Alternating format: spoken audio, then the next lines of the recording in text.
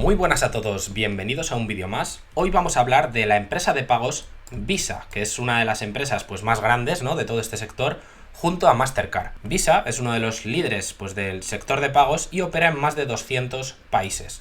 El 59% de las transacciones, excluyendo pues, las transacciones de China, pues se hacen gracias a su red, que es la más grande del mundo y la que más pagos procesa, que es la red VisaNet. Y junto a Mastercard pues forman un duopolio y controlan pues prácticamente la totalidad del sector de los pagos, el 90% de los pagos. Sí que es cierto que también hay otro competidor que es American Express y luego habría otros pequeños competidores, pero bueno, las dos empresas más relevantes pues son Visa y Mastercard, que son negocios pues muy parecidos. Sí que es cierto que a lo mejor en Mastercard se puede esperar un poquito más de crecimiento. Visa la verdad es que es una empresa más grande, como vamos a ir viendo pues a lo largo de este vídeo. Bueno, Visa es una empresa que cotiza en bolsa desde el año 2008, aunque realmente la empresa fue fundada mucho antes, fue fundada en 1958 y el rendimiento que han dado sus acciones desde que cotiza en bolsa, pues aquí podéis ver cómo en marzo de 2008 cotizaba a $16 y ahora mismo pues está cotizando a $203. Entonces las acciones pues a lo largo de este periodo se han multiplicado por más de 11 veces. Y esto, si lo analizamos, pues equivale a un retorno del 20% anual compuesto, que es un muy buen rendimiento y no muchas empresas pues han dado este tipo de retorno. Además es una empresa que, como veis, pues no ha tenido grandes drawdowns, ¿vale? Sí que ha habido momentos que ha corregido, como por ejemplo en la pandemia, pero tampoco han sido muy exagerados.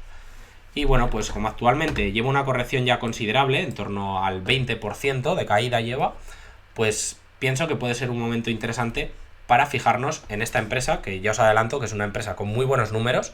Primero vamos a ver lo que sería la parte cualitativa y después pues más hacia el final del vídeo veremos la parte cuantitativa y veremos pues los múltiplos de valoración a los que ha venido cotizando e intentaremos estimar pues un valor intrínseco para esta empresa. Primero, ¿cómo gana dinero Visa, ¿no? ¿Cómo genera dinero esta empresa? Bueno, pues gana dinero, como os podéis imaginar, con las transacciones. Le interesa pues que a través de su red se hagan el máximo número de transacciones y se lleva una comisión. Existen comisiones de diferente tipo, por ejemplo, comisiones fijas y otras que dependen del dinero de la transacción, ¿vale? Es un porcentaje sobre el dinero, que ya os digo que generalmente son porcentajes muy bajos. Sí que es cierto que después los bancos aplican comisiones más altas, pero las comisiones que cobra Visa o Mastercard pues son bastante más bajas. Aquí os pongo que de media suelen ser del 0,11%, lo que es lo mismo, pues 11 céntimos de euro por cada 100 euros que se pagan, ¿no? 11 centavos de dólar.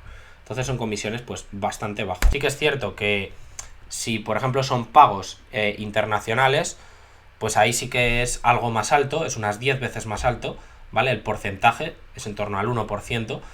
Pero vaya, generalmente ya os digo que es bastante bajo la comisión que cobra Visa. Visa actúa pues como intermediario entre el banco y los comercios y lo que hace Visa es poner a disposición su red de pagos para que se hagan los pagos de forma segura.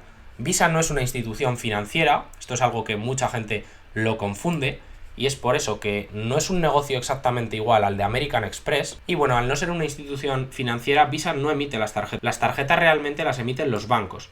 Lo que pone Visa es la red de pagos para que se puedan efectuar todas esas transacciones.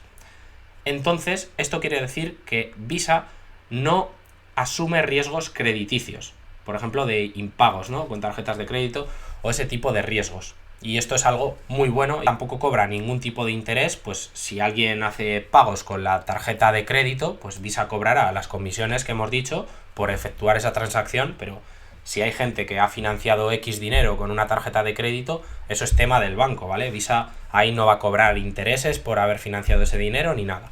Bueno, algunas cosillas más que debemos saber sobre esta empresa es que obviamente no otorga créditos, no es una empresa financiera, como ya hemos dicho, ni establece las tarifas que se ponen por el uso de las tarjetas, porque eso ya os digo que depende más de los bancos. Ella tiene pues simplemente la tarifa que cobra por procesar esas transacciones, pero el banco te cobra muchísimo más. Y me parece que es interesante también esta empresa en estos momentos porque es una empresa que puede resistir muy bien la inflación. ¿Y por qué creo que puede resistir bien la inflación? Bueno, pues al final, si recordáis, parte de las comisiones de Visa eran porque cobra un porcentaje sobre el dinero que se paga con esa tarjeta, ¿no?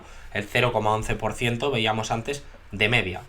De manera que si los precios suben, pues entonces también lo que gana Visa pues es mayor, ¿no? Si algo que antes costaba 1.000 euros ahora pasa a valer 1.200, pues Visa, al cobrar un porcentaje sobre esos 1.200 euros, cobra más que antes cuando valía 1.000. Entonces es como que en parte estás protegido contra la inflación. Y por eso creo que es un buen negocio. Sí que es cierto que si tenemos una inflación muy alta, o incluso esta inflación para frenarla pues nos mandan a una recesión, puede caer el volumen total de pagos y eso afecte a Visa, ¿vale? Eso también hay que tenerlo en cuenta. Pero en principio es un negocio que lo puede hacer bien en un entorno de inflación. Como os comentaba al principio del vídeo, pues es un duopolio, ¿vale? Junto a Mastercard. Estos son los principales players del sector. Amex es American Express, ¿vale? Es el ticker. Que como veis, pues en 2019, esto no he tenido datos más actualizados, pero no habrá cambiado mucho. American Express tenía el 8%, Mastercard es el segundo player con el 30% y Visa pues es el player principal con el 59%, que vamos, tiene un control total, ¿no? de todo lo que sería el sector de pagos. Y después pues el otro 3% restante pues serían otros rivales, pero que no son tan conocidos. Si nos fijamos en cómo están divididos sus ingresos, pues os he dicho antes que Visa opera en más de 200 países, pero este dato es importante porque tienen bastante dependencia de la economía americana. El 46% de sus ingresos dependen de Estados Unidos. Aquí lo podéis ver, ¿vale? En negro. Y podéis ver que el resto pues corresponden a operaciones internacionales, ¿no? Del resto de todos esos países.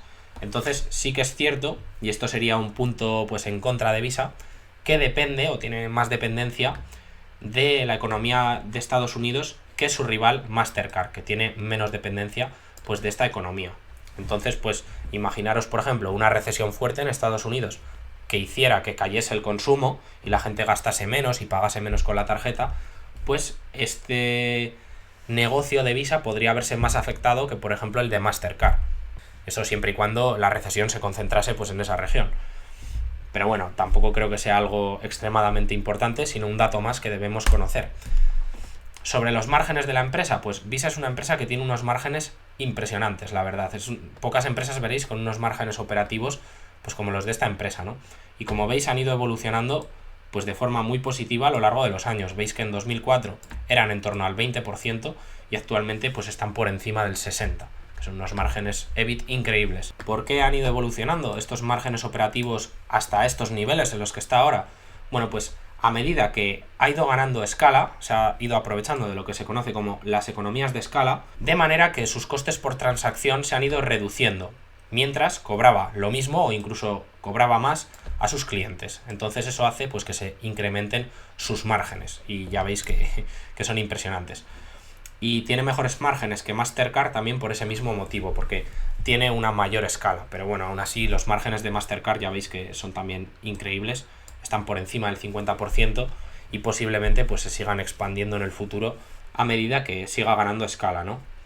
No sería de extrañar en unos años pues ver a Mastercard con unos márgenes parecidos a los de Visa. Sobre las ventajas competitivas que tiene la empresa, Visa es una empresa que tiene un MOAT muy claro, que es el MOAT de efecto red, ¿vale? Porque tiene una red de pagos muy potente. De hecho, las empresas que quieren entrar a competir en este sector, si os dais cuenta, pues lo que suelen hacer es aliarse con Visa o también con Mastercard, porque es que es muy difícil replicar su red. O sea, construir una red de pagos como la de Visa a cualquier empresa le costaría muchísimo dinero y muchísimo tiempo. Entonces directamente lo que hacen es alianzas. La situación financiera de la empresa pues es muy correcta. Es una empresa de estas que a mí me gustan, ¿no? Pues que no tienen deuda o tienen un ratio de endeudamiento muy bajo. En concreto, aquí podéis ver por deuda neta EBITDA que es de 0,27 veces. Entonces, pues en este sentido no es nada preocupante, ¿no? Y podéis ver cómo ha ido evolucionando pues este ratio a lo largo de los años. Ha habido muchos años incluso en los que la empresa, aquí veis que sale en negativo, ¿no? Pues ha tenido caja neta, o sea que no tenía ni deuda. Entonces la salud financiera de esta empresa es muy buena y bueno, las previsiones es que lo continúe siendo pues en el futuro. Bueno, os preguntaréis también, ¿y qué hace la empresa pues con todo el capital que genera, ¿no? Con ese free cash flow, ¿a qué lo destinan? Bueno, esta empresa, pues que sepáis que principalmente lo que hace es pagar dividendos. Es una empresa, después veremos, ligera en capital también, y es una empresa que reparte aproximadamente el 20% del free cash flow en dividendos. Esto actualmente equivale a un dividendo anual de $1,50 por acción. Sí que es cierto que este dividendo pues divide en 4 pagos al año, ¿vale? Uno cada trimestre, pero en total en el año es $1,50. Es un dividendo que va incrementándose, como podéis ver aquí, a lo largo del tiempo, y previsiblemente pues seguirá incrementándose. Y bueno, la rentabilidad por dividendo a precios actuales, que Visa está alrededor de $200 por acción, pues no es muy alta, es del 0,73%, pero la empresa, además de pagar este dividendo, también hay que tener en cuenta que recompra acciones y recompra alrededor del 2% del número total de acciones en circulación al año. Aquí podéis ver la evolución desde el año 2013, cómo pues ha ido descendiendo poquito a poco, ya os digo, en torno al 2% anual, el número total de acciones en circulación. Y esto pues tiene un impacto positivo en el beneficio por acción, como ya sabéis, o en el free cash flow por acción. Entonces, eso es a lo que destina principalmente el capital, la empresa. Como os decía antes, es una empresa ligera en capital. Esto quiere decir que no tiene que invertir muchísimo dinero para que su negocio siga funcionando, incluso creciendo.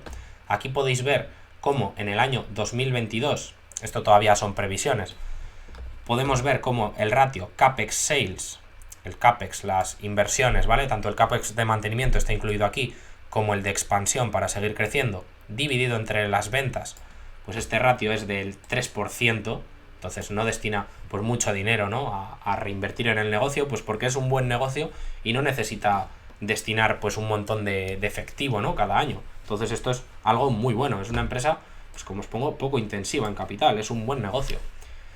Y bueno, veis que durante los próximos años, esto ya son previsiones, 2023 y 2024, pues este ratio incluso se estima que vaya a bajar.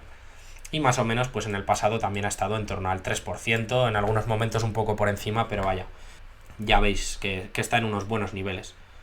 Podéis ver aquí también previsiones de lo que estiman los analistas, por ejemplo, del apalancamiento, de la deuda neta EBITDA, como veíamos antes, actualmente es de 0,27 veces EBITDA, y se estima pues que incluso la empresa vaya a acumular caja, incluso vaya a tener caja neta en el año 2024, ¿vale? Cuando este ratio sale aquí en negativo, menos 0,39, significa que la empresa va a tener caja neta, o bueno, eso es lo que estiman los analistas al menos.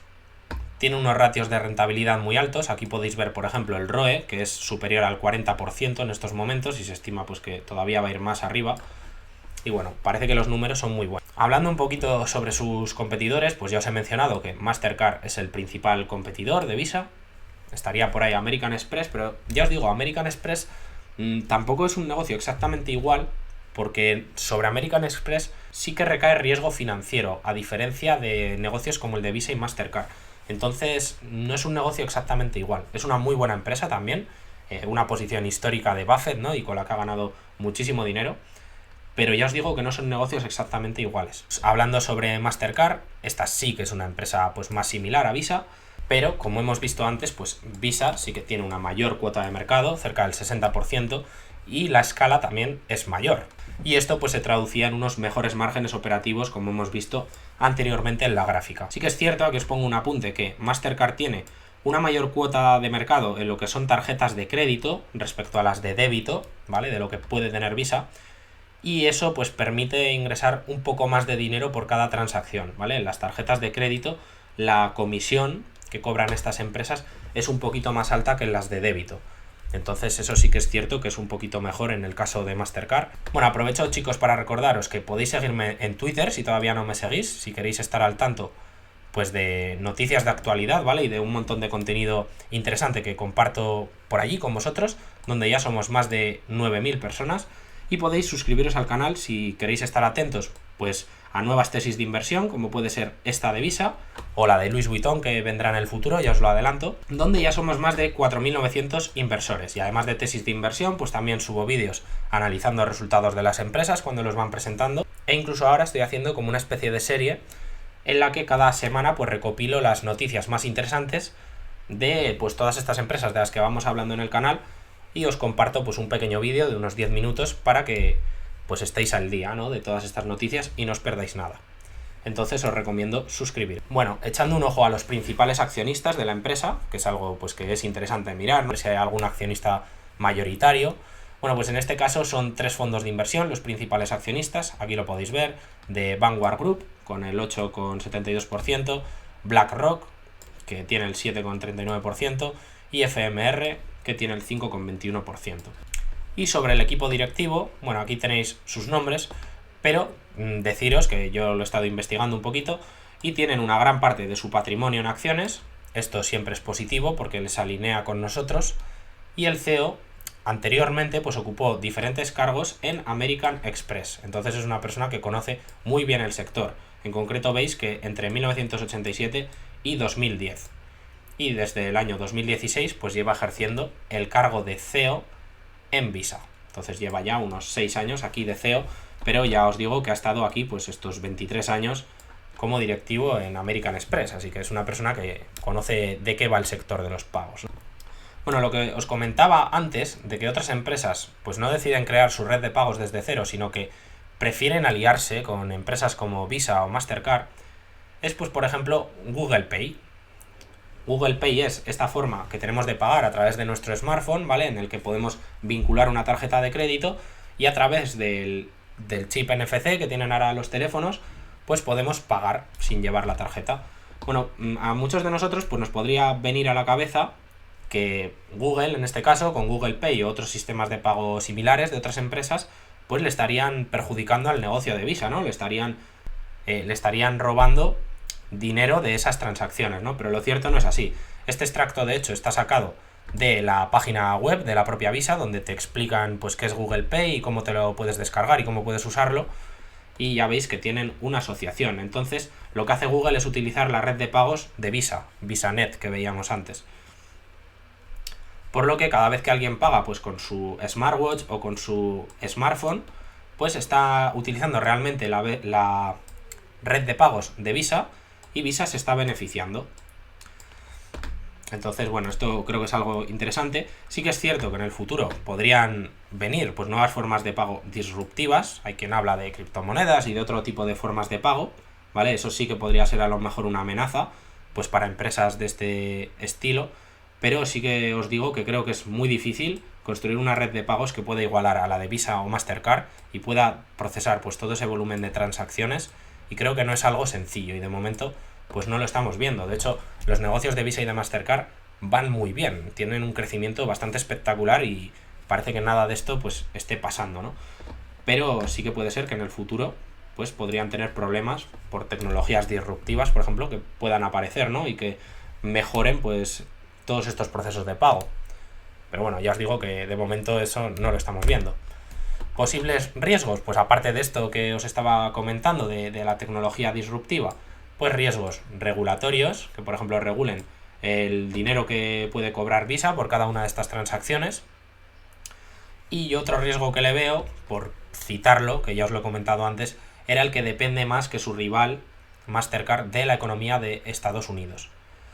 Pero bueno, no sé si es un riesgo demasiado importante, pero quería citarlo. Si vosotros veis algún riesgo más, aparte de estos 3 que yo os pongo aquí, pues lo podéis dejar aquí en los comentarios y así todos le echaremos pues un vistazo. Catalizadores para que la empresa siga creciendo en el futuro, porque ahora vamos a ir a la parte cuantitativa de la empresa y vamos a ver pues un poquito las previsiones que estiman los analistas y demás. Bueno, pues los catalizadores son que cada vez se paga más con medios digitales, y esto es una tendencia que evidentemente va a continuar durante los próximos años.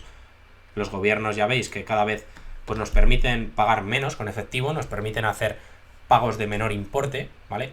Los gobiernos les interesa que vayamos hacia un dinero digital en el que nos puedan tener más controlados. Entonces, pues poco a poco pues se va a ir pagando más con tarjetas de crédito, con smartwatch, con smartphone. Creo que no os descubro nada, ¿no?, al deciros eso, y el dinero en efectivo pues evidentemente tiende a desaparecer.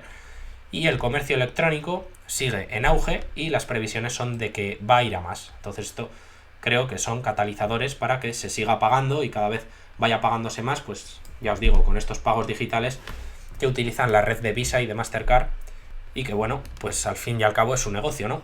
Y bueno, chicos, hasta aquí lo que sería la parte más cualitativa. Al final he decidido dividir el vídeo en 2 partes, ¿vale? En la siguiente parte veremos un poco más pues la parte de números de la empresa, veremos un poco estimaciones de analistas, cuáles son las valoraciones a las que ha venido cotizando, e intentaremos estimar un valor intrínseco para la empresa. Y bueno, lo voy a partir así en 2 vídeos porque si no iba a quedar un vídeo muy extenso y tampoco quiero hacer vídeos de media hora o de 40 minutos porque creo que a lo mejor pueden ser un poco pesados, ¿no? Entonces nada más, chicos, este vídeo lo veréis el fin de semana y la semana que viene pues tendréis la segunda parte. Recordad que podéis dejar un like para apoyarme y suscribiros al canal si todavía no lo estáis. Un saludo y nos vemos la semana que viene con la segunda parte.